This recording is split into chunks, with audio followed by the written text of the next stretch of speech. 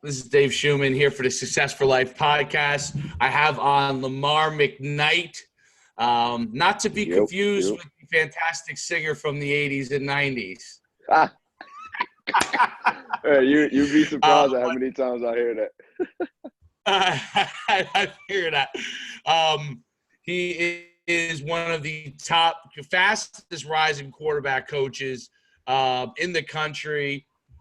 I've been lucky enough to work with him on my football club that we run for 7-on-7. I played Division I football as a quarterback. As a coach over at Union City High School in New Jersey, one of the most powerful programs in the state. And so I'm really happy to have him on. His background, obviously he played football, but one of the most interesting things about Lamar is that he basically decided that he was going to learn everything he could about being a great quarterback teacher, did all that, and in really, I would say, a 1-year time frame, and you can correct me if I'm wrong. Yeah, it's 1 year. Exactly 1 year. 1 year, he's gone from just beginning the process to working with some of the top quarterbacks, in the Northeast, and is one of the fast rising guys, and worked my camps. But he's worked a lot of different camps and a lot of different programs, and he has his own practice. So we're going to talk a lot with him about what it takes to be successful. I'll flip it over to him, let him give a little bit more in depth in his background, and then we'll dive right in on some of the things that he thinks has helped him really rise very quickly and become successful. Yep. So as he mentioned, I'm Lamar Mcknight out of Jersey City, New Jersey, to be exact. I spent some time over at Contra Costa College as a JUCO quarterback. I started off as a JUCO. Unfortunately, I didn't have the grades to go Division I right out of high school, but I took the junior college route. Out of junior college, went to Tennessee State, and things didn't work out with me over at Tennessee State. As far as the quarterback situation, I was sitting behind someone who was basically a record holder at the university. So I took it upon myself to transfer down a level to Division II Adams State in Colorado, where I got my bachelor's degree in sport management, had all dreams and desires of being a sports agent. Hence is why I like to, be around Dave a lot. He don't know I wanted to be a sports agent. He's living my life right now.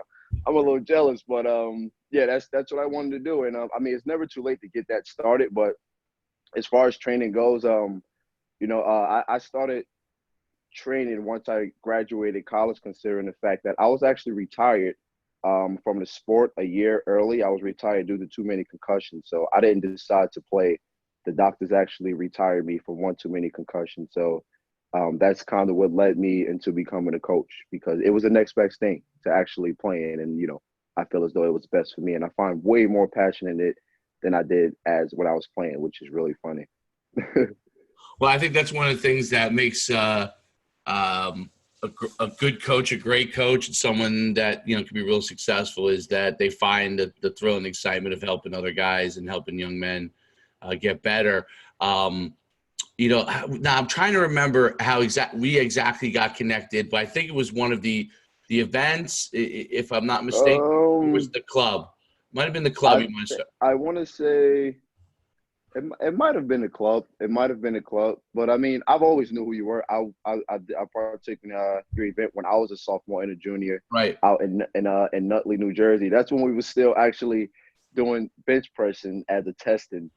Yes. I remember me being like 150, trying to lift 185 as much as I can, just so I could show up in front of coaches. But I kind of knew who you were the whole time. I followed you around throughout these last 10 years or so, and once I had the opportunity to introduce myself to you, I didn't hesitate at all, and it worked out for the best. So I want to talk about, and that's one of the big things with the Success for Life podcast, and everybody kind of, I think was really cool is a different route. Like I interview CEOs to guys who are building businesses like yourself in a specific niche. And what's really cool is exactly what I think you talked about. I want to start right there, actually. What made you decide that you wanted to not just be a quarterback coach? Because there are guys that work with a few people here or there, and don't attend a lot of events, and they kind of keep it What made you decide that you wanted to be like this, to be your business? Something that you if you can go to it, be doing this all the time. Yeah. What was that decision process? What made you decide that? It came when again I started off. I didn't even start off training. I started off as a coach, and I was in my first year at Union City as a coach. And I was actually hanging out with one of my friends, and we were watching. It's crazy. We were watching George Whitfield on ESPN, and I think this was around the time when he was training Johnny Manziel, if I'm not mistaken, right out of college. And just the way he delivered his message and the way, he delivered his philosophy, I should say, it stuck out to me. And also, I would Google and I would YouTube a lot of quarterback coaches just to find out more about the quarterback position, considering the fact that I was a coach, to only realize the same exact language that these guys were speaking, the same exact techniques and the same exact motivation these guys were in. That's exactly how I was living my lifestyle as far as the quarterback position. And it started off real young. I started off with a young kid, and I didn't really see myself as this quarterback trainer until I started receiving the high demand. And I pretty much feel like that's what anybody in business kind of takes off, is like, okay, once you start something, once you plant a seed and you see it grow just a little bit, and you get joy and excitement out of it, it's like, why would I not want to do this for the rest of my life if I can? So once I started putting my foot forward, as far as the quarterback trainer world, it blew up. And once it blew up, it challenged me. I started receiving, interest and inquiries from, all of these top guys around the state. It challenged me to be a student again of the game. I had to research. I had to do my homework. I had to see how people train. I had to see what was good and bad training. And I felt some joy in it that I honestly don't see myself, not having, or not training again. So it became one of those things that it was effortless to me, and it was more effortless to me as a trainer than it was as a player. And I know that's a little weird to hear, but once I got into training, I'm like, wow, like, you mean to tell me I can still be around football and impact kids and still build relationships with higher ups more than I was doing as a player? So it kind of stuck with me. And right now, today, I couldn't tell you what else I'll be doing in the next 10 years, because it's like it's in me. That plant is growing, and that seed is no longer a seed, and now I'm blossoming. So I'm excited for what's ahead, honestly. What, as far as you started to build it, what were some of the things that you did to build momentum? I think that's the hardest thing when people start a Yeah. business, start a program, is getting that momentum, getting people to say, yes, I'm willing to pay you to coach me. I would say that's the hardest thing. Like, and you're laughing because you know what that's probably like, right? So, Yeah. A lot of people say, hey, I want to, and you're young, like the whole millennial craze is entrepreneurship, right? Everybody wants to run Yeah. their own business, Yeah. right? Everybody wants to. Everybody. And I had started mine not too, dissimilar to you. Back in 2002, I was actually doing speed training, and like Mhm. speed quickness actually started out as before I actually 6 months before I got into football, I was actually coaching track. So, Oh, wow. and I, right from the get-go, I wrote this book on speed training and started selling it online. And then this is something you wouldn't even know because I don't do it anymore. But Mhm. it really started, like, people started buying it, and people started requesting to train with me, and then I kind of started running with that, and that was the beginning of it. But the hardest thing that people can't get past is when someone goes to you, oh, I don't have the money, or I don't want to do Yeah. this, and being able to convince them of your expertise and finding the right people too, right? Because Yeah. you don't want to waste time. I always say this, and it's funny because when I started my camps, we don't charge a lot, but we charge a little bit, right, for every camp. Mhm. And I always used to say, if people are willing to invest a little bit of money, that means that they're serious about being successful. Yes. And Yes. I run one of the big. I don't know if you work that camp or not, but I run a couple of free camps, and I always Mhm. tell people I wrote this little article that I could sell out a camp in 4 hours. 4 hours. I and believe it. I did it. I made a free camp, and I put it online, and in 4 hours I sold it out. Wow. 4 hours. I just hit my Wow. database. So people are like, oh, you should remember. And you know what happened? So 200, it was like, I think that was one of my smaller ones. It was I kept to 100. 100 kids sold it out in 4 hours, okay? Mm-hmm. And the funny part is this. More than half the kids didn't show up. Right? Because why? It's free. It's So they free. just sold it out, right? So there might have been some kids who really wanted to go, right? Yeah. That got locked out because it was sold out in 4 hours and ran the camp. You got expenses with your camp, right? No matter what it is, you got expenses with it. For 100 people, 50 kids show up, right? So you hire coaches and all this kind of thing. And it's one of those things, and I did this other middle school camp in June. We had a 200-person cap, and 125 kids showed up, right? So 75 kids. And that got locked out in, like, I think it was 2 weeks or 3 weeks we did it, and it was sold out, right? But there might have been another 75 kids that want to go. So that's why I always say, like, if they pay a little bit, yeah, you're going to have a higher more... show ratio, you know? And it's crazy how that sounds, because you would think if it was free, more people would show up. But when there's no dollar invested in that, it's absolutely fine in their head to not show up because you didn't spend nothing, you didn't lose nothing. You know what I mean? That's how they think, at least. So absolutely, that's part of the investment process. So talk about, I think, probably you had to go through that transition, right? It was more of me being proactive about the way I wanted to mark myself and brand myself, because after a while, after the first 6 months, it became a brand more than me just selling myself and servicing. So after I realized, what I was capable of doing, I started being proactive on selling myself, on being an authentic guy who's going to train and not just going to go and train your kid to, put a video up on Instagram and get 1,000 likes. So once I got in the mindset of building my brand, I became extremely proactive. I came across a lot of people, you being one of them, and what I started to do was I reached out. I reached out even when I had worked Phil Simms All-Star game. Me and him talked at his All-Star game, and I told him, hey, because he Phil Simms approached me. He was like, he saw me throwing, and he was like, bro, he's like, what are you doing? Why are you not playing somewhere? And I was like, I can't. I'm retired from the sport. And the next conversation was, I took the opportunity to say, hey, well, I'm a trainer. Can you teach me how you train quarterbacks? And just little stuff like that has allowed me to put myself in a different category, because there's a lot of people out here. There's a lot of trainers out here, and I don't like to badmouth. There's a lot of trainers who are not as proactive about their business as I am. And once I figured that out, that's what I used as my strength. You know what I mean? I didn't try to compete.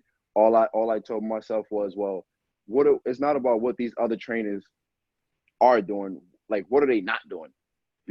Are they not engaging with the parents? Are they not, telling the parents what the workout is going to be today? Are they not text? Like, I do things as small as New Year's, Christmas, Thanksgiving. I send out a message blast to each and every last one of my clients and their parents. Just try to build that relationship, so that because it's money at the end of the day. And I'm not gonna lie, like, ever since last year, my price has went up tremendously. So the higher my price goes up, it's like the more convincing you got to do. And from my behalf, I wanted to convince my clients and my target audience with my work. I didn't want to convince them with my word to say, hey, your child is going to be the #1 quarterback. No, it wasn't with that. It was just, I've had some success with the quarterbacks I've worked with. I'm pretty sure you've come across my work, and I want you to know that I'm here for you guys' best interest. And I train a mental aspect. I don't have, quote unquote, a style of training. My philosophy actually for quarterback training is to adapt to each quarterback. I want to adapt to each quarterback. There's some quarterback coaches who, some people, they teach one style of throwing, this style of throwing, or I don't know, just they have their set philosophy on how or what a quarterback should be. When in reality, my philosophy is just to train by the quarterback and to adapt by the quarterback. So if I have a guy who's a dual threat guy, well, we're gonna work on those strengths. If I have a guy who's a pro style quarterback, we'll work on that. It's just whatever my quarterback whatever their strengths are, that's what we're going to build on. So I think that's what set me apart from basically the people who I'm in competition with, because as a lot of people probably don't know, some of the best quarterback coaches are right here in New Jersey. And I put my foot in the fire not knowing that the best, you know what I mean? Like, and honestly speaking, I've worked with one. Even as a quarterback, my trainer was Medee Williams was my Right. quarterback coach. So even when I got into this side of training, I knew I was up against the Medees, the Rasiopis. Like, Right. these are the guys who were before me. You know what I mean? So I respect those guys, but at the same time, even I had worked the Roman Soldier Showcase, and we had to introduce ourselves. And Medee probably won't even remember this. We had to introduce ourselves, and they asked us like, what was our goals, and I said right there in front of every parent in that damn room, in that conference room, I said, hey, I'm Lamar Mcknight, played at Tennessee State. I'm from New Jersey, whatever the situation was. And I was like, my goal is to beat this guy out. And he was standing right next to me. And he looking at me like, oh, okay, all right. And like the whole room just like went up in shock. But like, that's just the kind of environment Right. I like to build. You know what I mean? I like to know what I'm up against. And I think me being proactive about anything. If a client tells me, hey, your price is pretty high, and I'm like, all right, well, we'll do it for half off, because I'm not here to break your pockets. At the end of the Right. day, if you want to work out with me and you have some kind of talent, then we can do what's best for you. If I got to drive to you, it might be a little more, but hell, I'm single. I'm not married. I have no kids. So if I got to drive an hour a day just to train a kid for an hour and a half, 2 hours to get him better, I'll do that. And I don't think a lot of trainers are willing to do that today. Maybe because I'm the rook in the game and I'm still young, but I'll take that advantage and I'll run with it, man. I don't care. That's the right way to build your reputation. It's funny because when I originally started out, this is how I started my business. Like I said, with speed training, I was driving to Long Island. Yeah. Anybody who's willing to have me, I mean, I would Yeah. go and work with. And then, that evolved into like I had you may not even know this, but I had 3 training facilities at one point, and I had opened my first training facility 2 blocks from Bill Parisi's, and this is when Mm-hmm. Bill Parisi was the speed trainer. Yeah. 2 blocks from Bill Parisi's original facility. And everyone was like, "You're crazy," but I always say like one of the great things about starting out a business and like if you're willing to just go get it, your ignorance as to what's going on around you is an advantage. Like It is.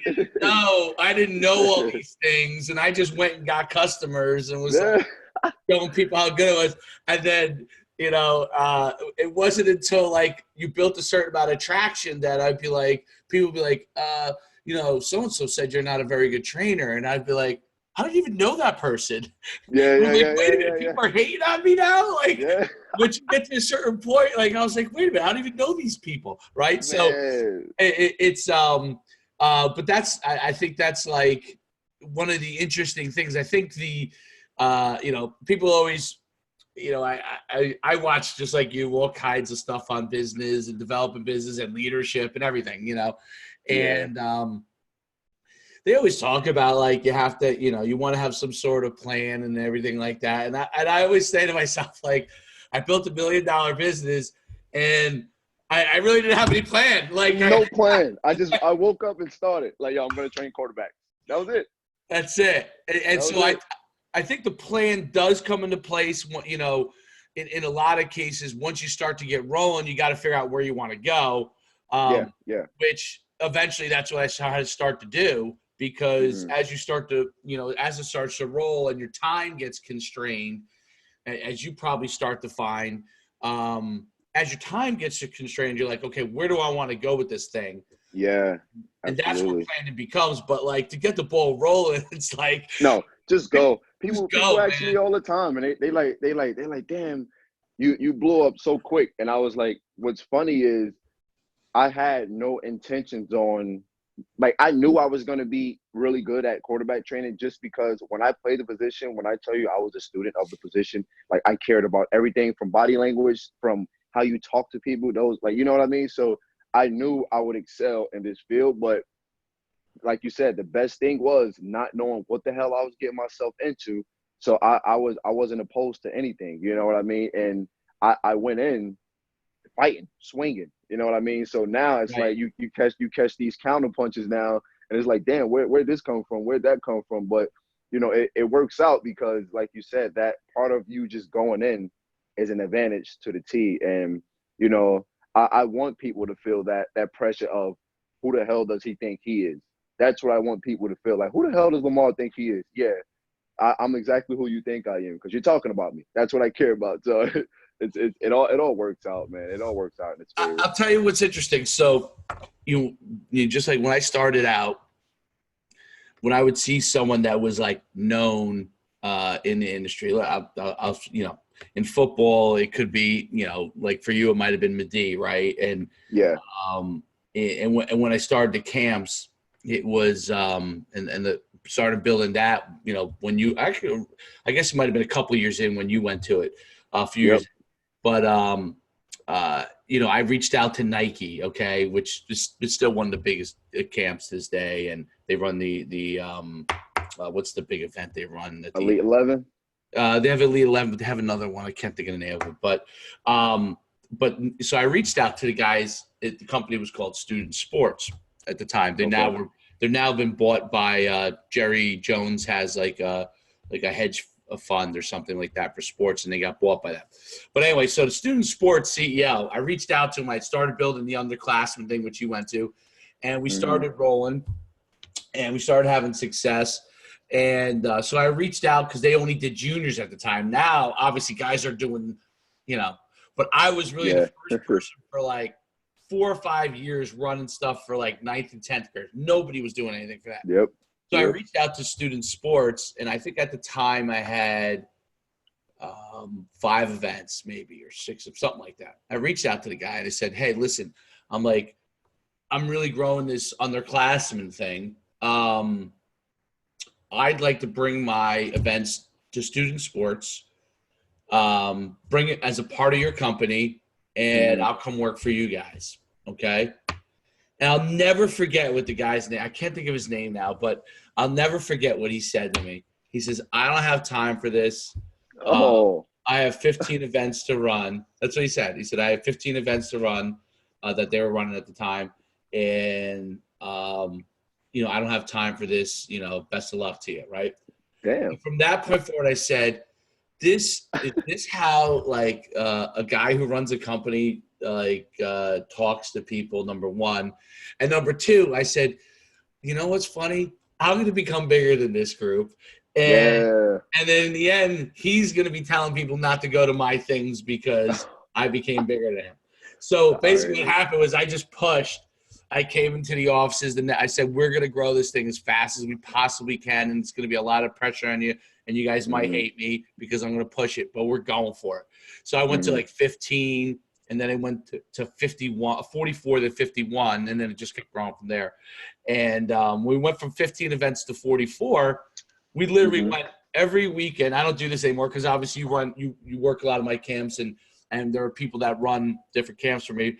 But back then, I went 22 weekends straight, two camps every weekend.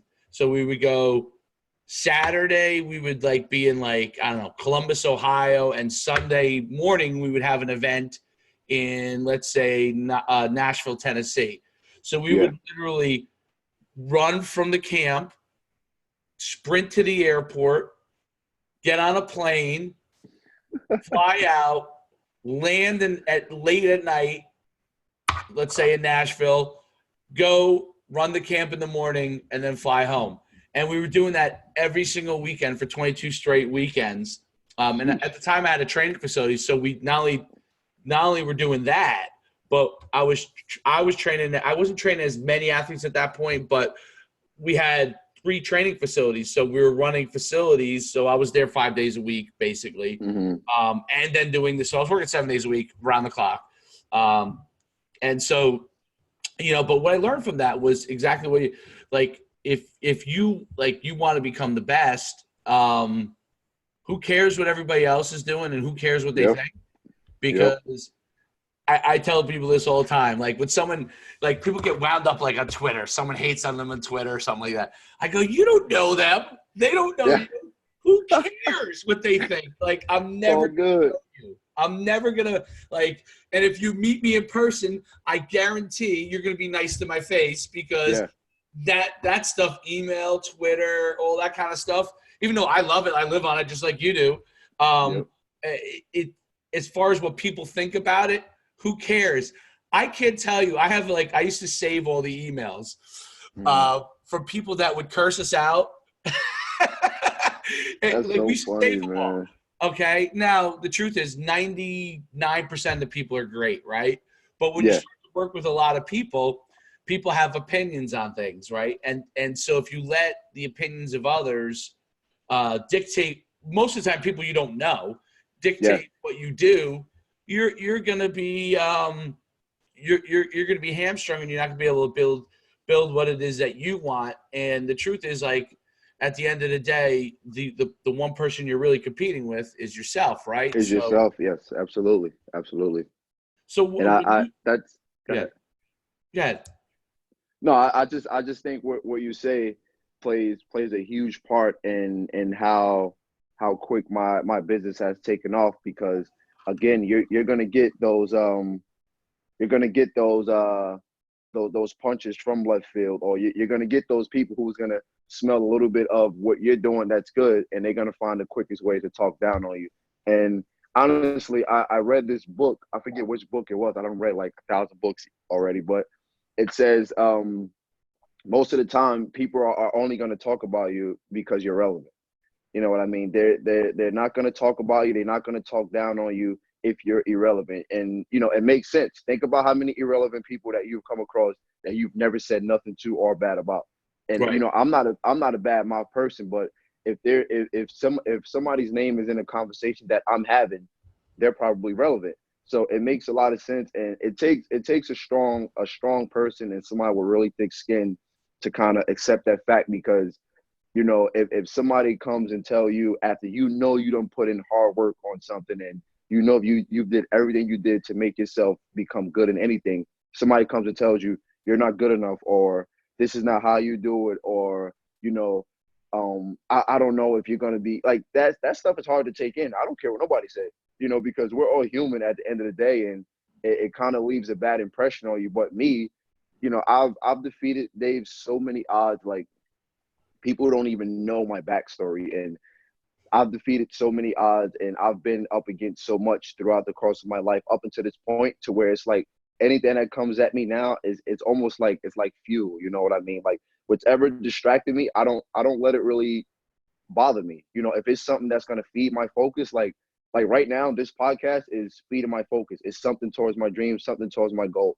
If somebody called me just to say, hey, one of your quarterbacks got benched last year, I don't want to hear that. You know what I mean? I want to speak with people and build myself up around people who's gonna feed my goals rather than those distractions, man. Because I think that's the thing what people focus on and it's the same with quarterback training. I like to focus on strengths. Yes, weaknesses are what kind of gets you out of the way, but I think too often people focus on those weaknesses and they forget about building the strengths that they have. You know what I mean? It's like Steph Curry. Could you imagine Steph Curry right now in his prime trying to go become a dominant dunker?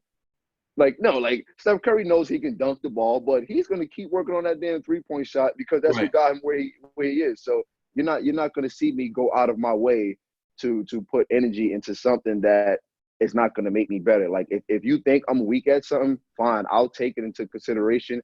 I'll work on it, but I know I'm really good at building the quarterback, and whatever I got to do to build a quarterback, I'll do it. If it takes a year or two, as long as that quarterback is healthy and the family is willing to be patient and stick me throughout the process, which is another thing that's I really dislike about quarterback training. But if as long right as the family can find a way to stick it out, then we'll become better people overall. But I'm a thick skinned person. I have really thick skin, and like I said, I've already defeated odds that people see on movies. I've lived in quote unquote the hood. You know, I don't come from poverty, but my mom didn't make over. I don't even think my mom was making over $50,000 growing up in my entire life. You know what I mean? So to me, I had to get that football scholarship.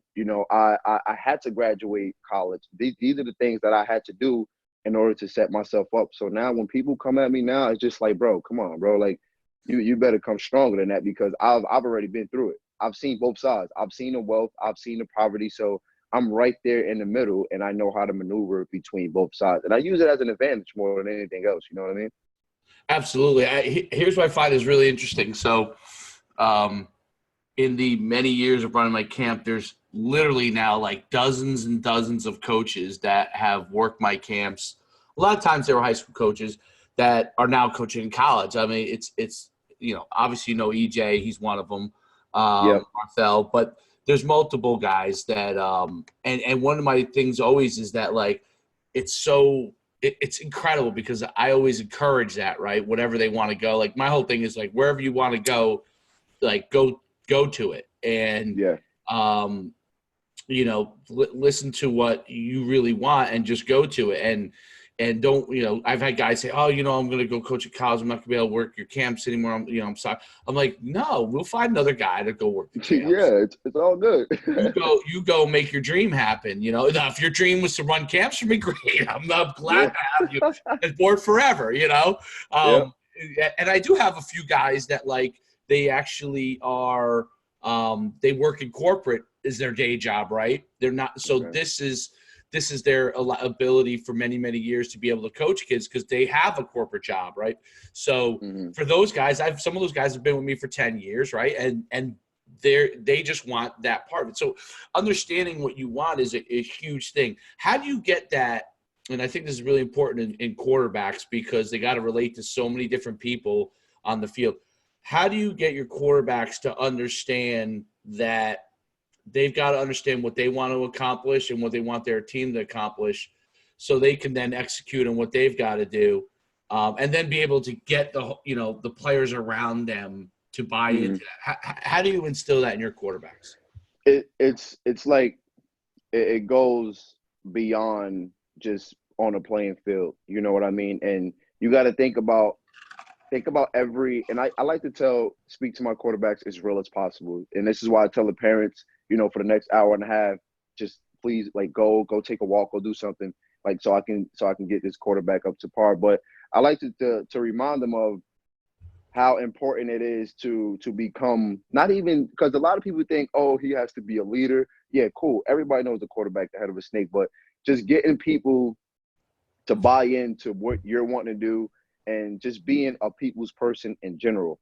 I think the number one thing with a quarterback, you have to be a really, really, really likable person. You know what I mean? If somebody thinks the quarterback is a complete a-hole, then they're probably not gonna go off, your feed off your energy. Because I've been around those situations where I was a backup quarterback and I've had more control over the team than the starting quarterback did, just because of how the starting quarterback lived their lifestyle. And it goes, on social media. I'm like, hey, you can't post the stuff you post. You can't talk the way you talk on social media. You got to respect your parents. I like to teach them aspects outside of football and related to their real life, because a lot of the times when you're coaching a kid, you're coaching them in their element. And a lot of the situations you relate them to football related situations, compared to saying, hey, take a look at your dad. Could you imagine if your dad was an unstable person, how messed up, the family probably could have been? Your family is probably really happy and really loving because your dad is a great person and he knows that he got to take, basically all the pressure and all the weight to make things work. So it's the same thing as a quarterback. As a quarterback, you got to be ready to be praised when you win. You got to be able to be ready to be criticized when you lose. You got to, when it's time, when you're doing really bad, you're expected to always be doing really good. And what I mean really good is not even on the field, just mentally. Okay, you throw an interception, you come to the sideline and I ask you what happened. I promise you not the best answer a quarterback can probably give me is, I'll ask him what happened. He tells me, oh, coach, I don't even know what happened. Right? It might sound crazy, but I like quarterbacks to have amnesia.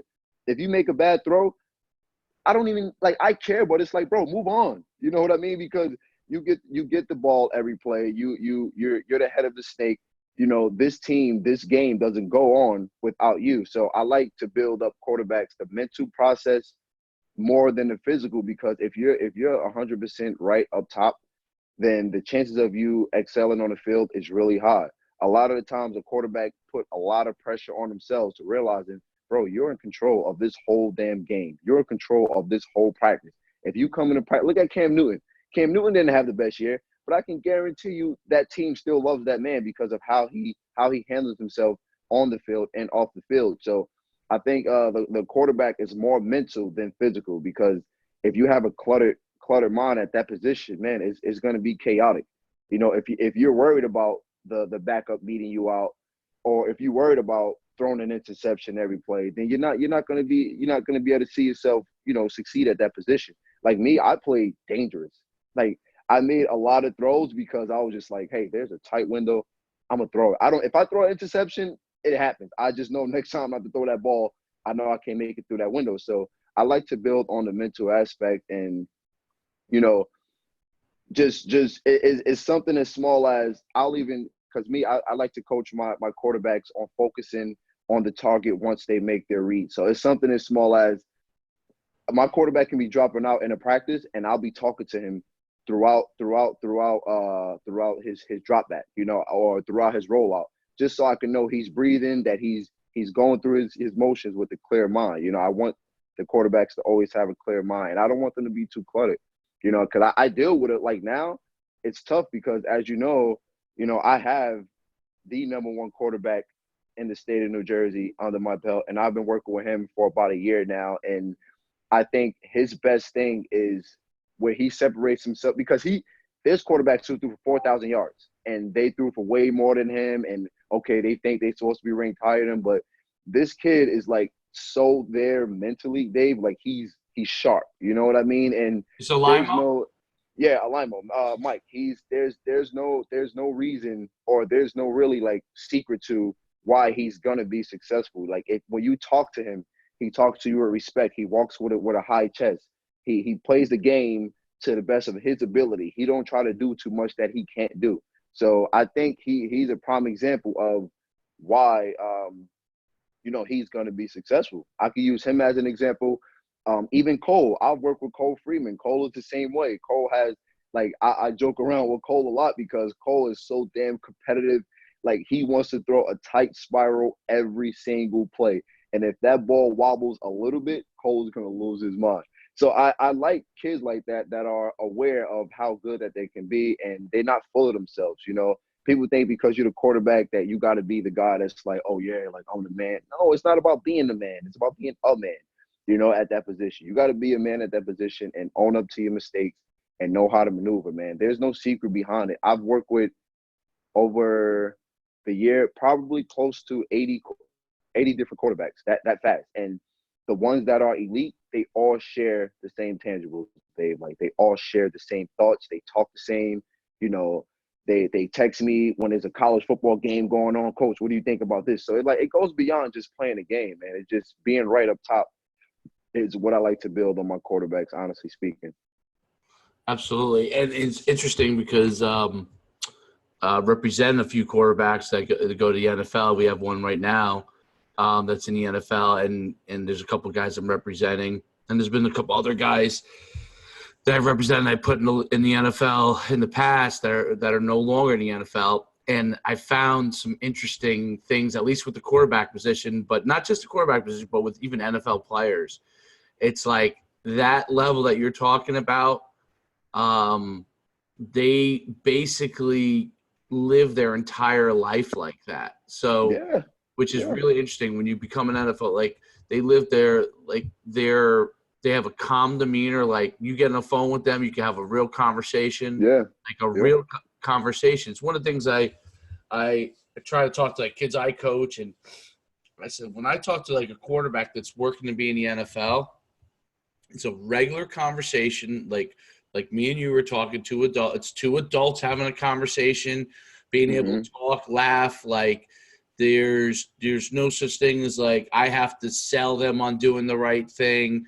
When I ask them what their what they think are like their best attributes. They can like reel it off like this. Like They know. they know exactly what they do really well. They know what they might be like a little bit of their weakness. And it's so interesting because when I talk to other players, and this is why we've started in the last couple of years to move more to representing a couple of quarterbacks each year, is because when I talk to other players that I'm interested in talking to, I'm looking for those same qualities in the other players that I talk to from other positions.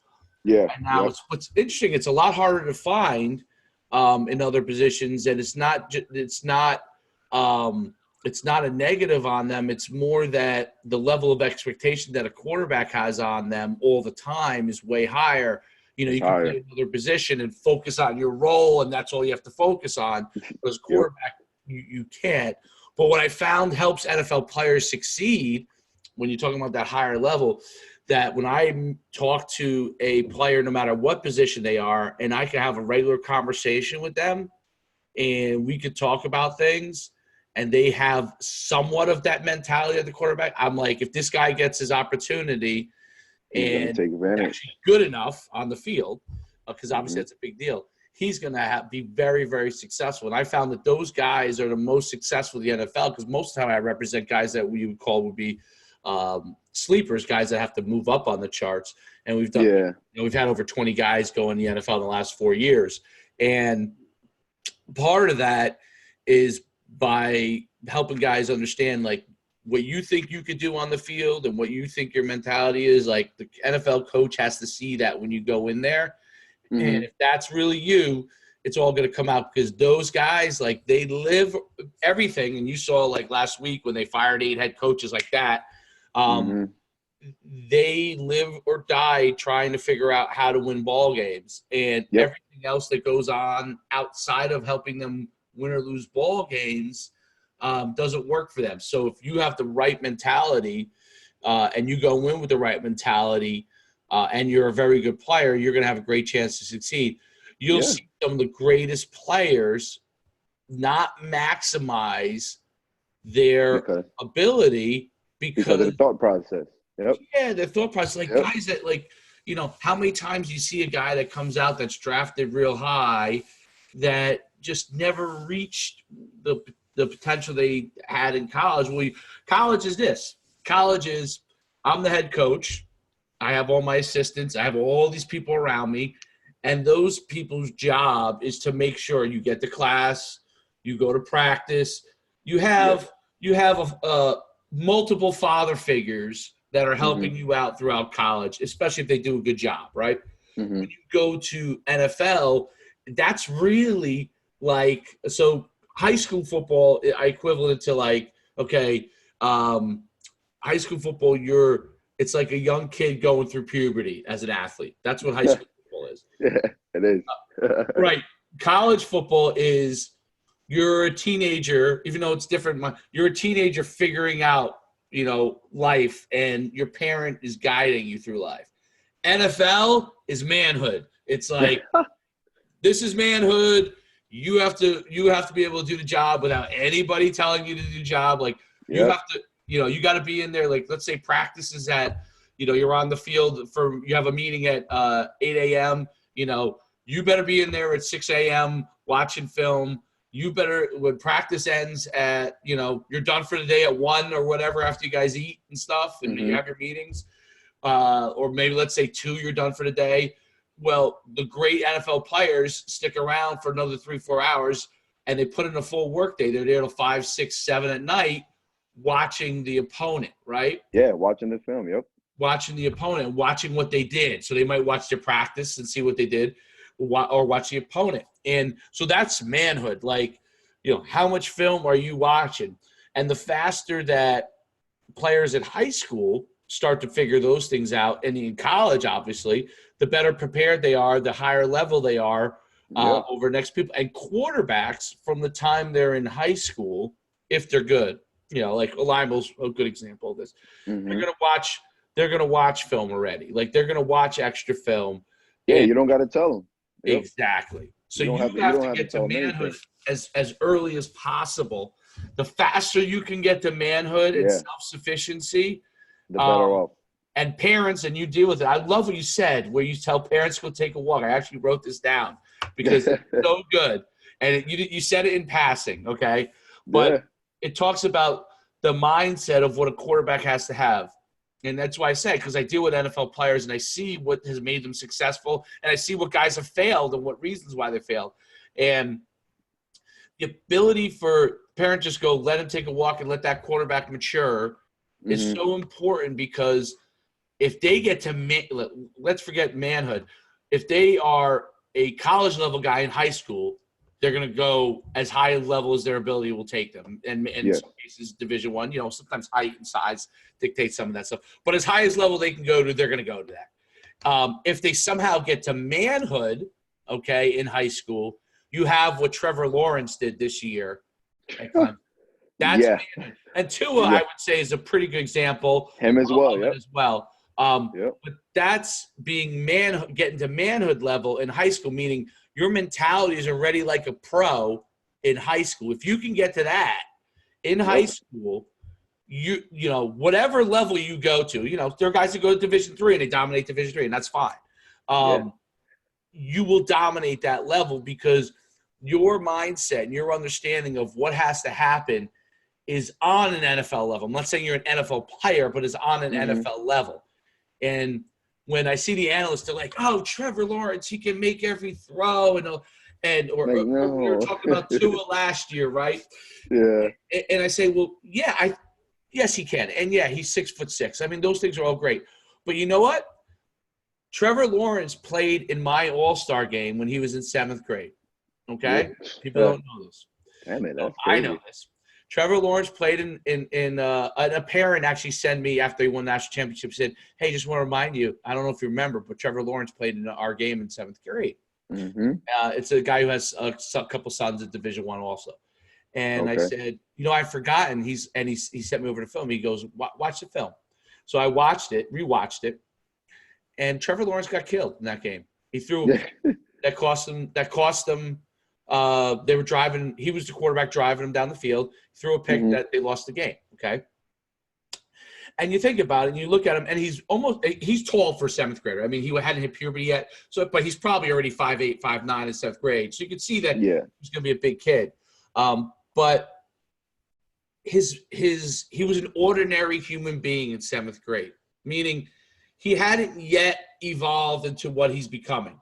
Right? And in a very short time period, 5 years, a very, very short time period, he evolved from a kid who's playing in an All-Star game, and obviously he was good enough to be there, right? Because it's an All-American game, so he's obviously was pretty darn good.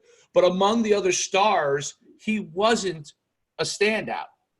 So what changed? Well, obviously he became hit puberty, he got bigger physically, and obviously continued to develop his arm strength. But he was a pretty good passer then, but he was still throwing picks. What changed? He developed physically, and his mentality got to an elite level, way quicker than the average player. Watch how I pull up a video, and this is my favorite thing, and I'm going to talk to you. I want to ask you about some of the things that you do because I'm really intrigued. I pulled up the Elite 11 from when him and Tua were seniors in high school. Okay. And the Elite 11 video is so interesting. Both him and Tua, and they're different people, but both him and Tua are very intense, and enjoy the process, but are calm at the same time. Like, you can see they're intense, like they'll bite your head off, okay? But they're somehow calm. Like, they're relaxed, and even though you see the intensity. Like, you can see the intensity, but you can see them calm. And that's, to me, like, you could see manhood there. And Trent Dilfer's trying to figure that out, right? Like, a lot of it's for TV and stuff, and I laugh at that kind of stuff. But basically, bottom line, it's manhood. It is. They're men in high school, not just physically, because there are guys that are physically men in high school, but they are mentally men in high school. And it's no coincidence that when you look back, you go and see that success. So my question is for you, and I want to let you talk about, because I actually do a lot of talking sometimes, and that's probably Probably a weakness of mine. No, it happens. Some of the things that you use, like whether it's books or videos, what are some of the things that you could share with people that really, really have helped you get your mentals in the right place to be successful at what you're doing? One, I can 100% say reading the books that kind of relate to your life and your understanding work for the best in me, and just being aware of the actual process. Because what I think it is, Dave, like, and this is like kind of our philosophy over at the high school as well, but I've instilled it into my training. It's like, yeah, you want to go professional, you want to go and play at Ohio State, but I don't even think it's about getting to Ohio State. Or me in my situation, I want to become a professional quarterback trainer to where I'm training quarterbacks on the highest level. And my thought process on the actual process is what sets me apart, because it's not about passing the test. It's about what the hell you got to do to pass the test. You know, it's not about winning that championship. It's all about the things that lead up to the championship. So if we're in January and you know the championship game is in December, what are you doing in between? Like me, I knew that I was going to become one of the top guys in New Jersey as a quarterback trainer. I'll just throw it out there. I knew the whole time, but it was like, what do I have to do on my part, on my behalf, to put myself in the best situation? So I started going to camps. I reached out to you to see if I could work with you. I trained quarterbacks for free at times. I'm not even gonna lie, I even reached out to Tony Ratsiopi a few times, and I was like, hey, any tips, anything. I think I asked you as well. I was like, look, Dave, I'm blowing up. I just need to know, what should I be up against, or what should I be aware of that I know I'm about to be up against, as I go through this process. So I just think my ability to dissect and analyze every situation, I literally analyze everything. It's like, okay, I have this quarterback, and he has a really bad time. He has a really bad throwing motion. Am I going to keep putting this kid through drills, or am I going to go and do my homework, research, and educate myself on how to get this kid throwing motion to be where it needs to be? So again, it just all falls back to my philosophy of saying, to just being able to adapt. There are times when you're not going to be able to get the best out of a kid, and instead of me saying to the parent, well, I don't know if your son is going to do it, I go home, I reflect a lot. I reflect a lot. I go home and I reflect on my day. And if I'm in a good mood, or if I just had a really good session, because there are times when I'm like, damn, I just killed that session, I go right back and I see, why did I have a good session? How did I start off warming up? Or how did I start off my day? I like to remember what exactly it was that made me have that good session, or how did I land this client? I like to remember, what did I put myself through to land these kind of clients, so that I know how to do it in the future. Because now I started without a plan, but the bigger you get, the more you have to plan. So it's like, I know what I'm up against, and I become way more self-aware of what's actually expected of me to do. Now, does it always work out? It doesn't. But again, my ability to analyze every situation has helped me by far. I read books for a reason. I read books on how to deal with people. I respect everyone. There's not I'm a teacher at the high school as well. I don't go around just respecting the principal. I respect the janitor as well, just because it's going to help me become a better person. And by me becoming a better person, I'm able to give somebody else all I have. Because if I'm not building myself up, I'm not going to be able to give my quarterbacks all I can give them. I'm kind of cheating myself. So I do a lot of self-reflecting and building on myself, and that allows me to get everything out that I can to my quarterbacks. And there's not a session that I've had that I haven't felt good about, because again, I want to be the reason why somebody has value. I love bringing value to people, and the way I bring value to people is bringing more value to myself. If I can increase my value, then guess what? My client's value is going to increase as well. If I can go and if I got to fly out to California Because I'm actually gonna. I don't know if you know Jamal Ligon. He's like a professional trainer out there in Yeah. Los Angeles, and I'm Yep. gonna go out with to because I knew Jamal. Jamal trained me when I was in JUCO in college in California, but I'm gonna go out to see Jamal for about a week or two just to see how he works with his clients, and not even to steal, but just to see how he build relationships with these professional people, so that I can instill it into my guys. So it all just falls back to being proactive, man. Like, you know, I know now, I know way more about a quarterback now than I ever known, just because I do more research and it's what I have to do. So just being able to be self-aware and analyze every situation has gotten me so far, so far. Like it's crazy. I've built up my self-esteem so much over these last few months to where I can train any day. Sam Darnold can call me right now, and I swear to God, I'll feel so confident going to train Sam Darnold right now, just because I know the work that I've put in and the homework that I've done to get myself to this elite level. So just remaining proactive, man. Until I can't be proactive, I won't be. Like right now, I have a client at 12 to 2, and then I have another one at 7 to 8:30. Who the hell wants to be training at 7 to 8:30 on a Saturday night as a 27-year-old kid? Right? But yeah, like seriously, like you got to see my schedule. Like I was talking to someone last night, and I had sent them a picture of my schedule for the month, and they were like, "Bro, you got to take like at least one day off, right?" And I'm like, "Do you not realize the field I'm in? Like, if I take one day off, I might lose a client." And I can't do that right now. I can't afford it right now. I just can't allow myself to be content with the little bit of success that I have tasted, because if you leave it up to me and my ex-girlfriend now, she would be upset at me because she was like, look, man, like you get all of these blessings and it's like none of them phase you. And I'm just like, honestly speaking, like Trevor Lawrence and Tua, those guys are so calm and so poised because they know the work they put in. So when it happens in front of them, it's like, yeah, I'm really happy, but I expected it. You know what I mean? Like I didn't like I feel like people are only surprised when they know they don't deserve something. You Right. know, like like that's the only reason why people are like, oh damn, this happened. Yeah, because you didn't expect it. So you gotta once you know what you put in, like the foundation you built. So if somebody wants to come and buy out or work with you, you're gonna be like, all right, come on, let's do it. You're not gonna be surprised because you know the work you put in. Like I deserve this. So and you gotta have that kind of cockiness to your game, because if not, then I don't think you're gonna ever allow yourself to grow. And I want to keep growing, man. Like I'm still a sponge. Like you would think that I don't want to take in information.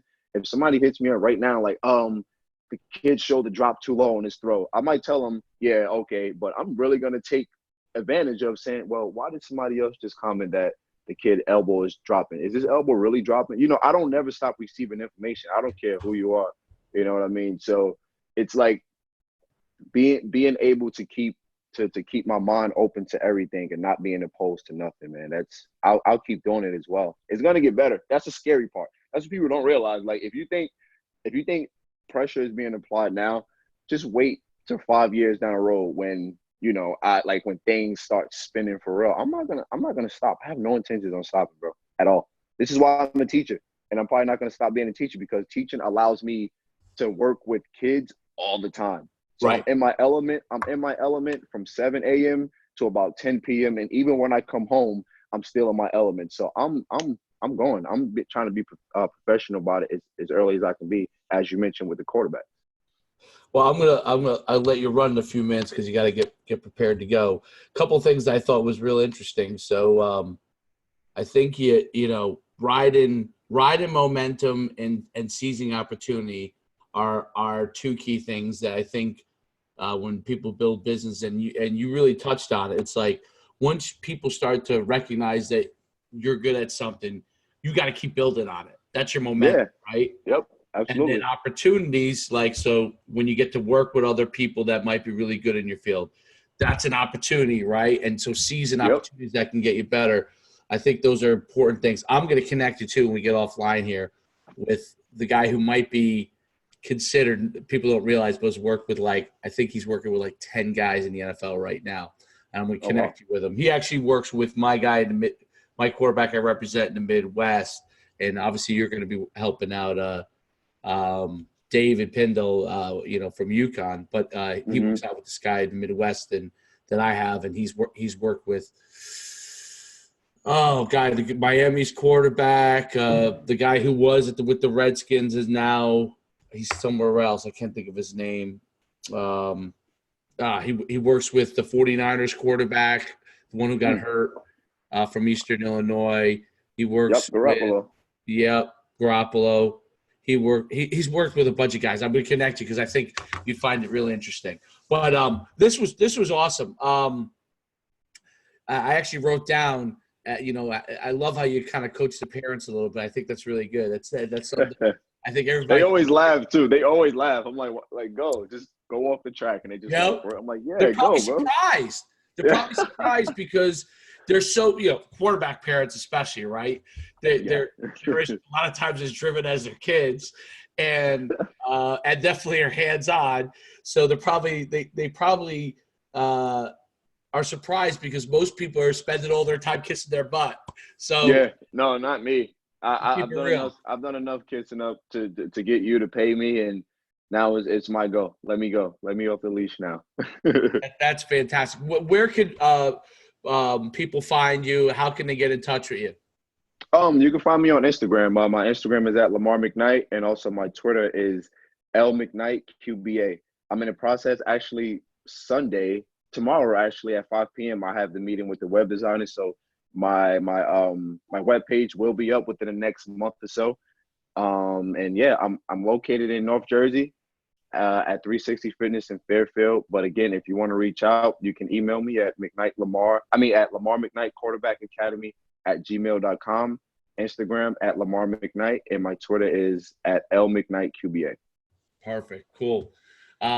It's been great having you on, and I I look forward to appreciate it, getting bro. out there. All right. I appreciate you, Dave. Thanks for having me. All right.